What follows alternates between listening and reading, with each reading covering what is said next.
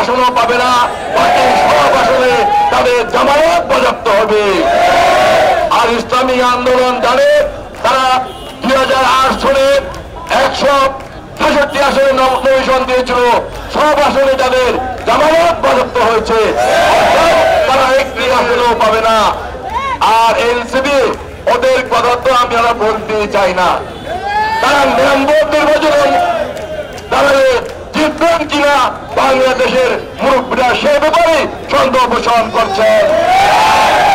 এই কারণেই তারা আজকে পিআর পদ্ধতিতে নির্বাচন চাচ্ছেন, অর্থাৎ নির্বাচন যেন না হয় এই জন্য তারা চক্রান্ত করছেন, ষড়যন্ত্র করছেন। তারা আজকে বাংলাদেশকে নিয়ে বিভিন্ন ভাবে আজকে চক্রান্ত হচ্ছে, ষড়যন্ত্র হচ্ছে। আমাদের নেতা তারেক রহমান বলেছেন আমাদের আন্দোলন কিন্তু শেষ হয়নি, দেশের মধ্যে দেশের নির্বাচনের মধ্যে আজকে অঘোষিত ভাবে অদৃশ্য ভাবে আজকে কিছু কিছু মহল চক্রান্ত করছে, ষড়যন্ত্র করছে। তাই আজকে আমাদেরকে সবাইকে ঐক্যবদ্ধ থাকতে হবে।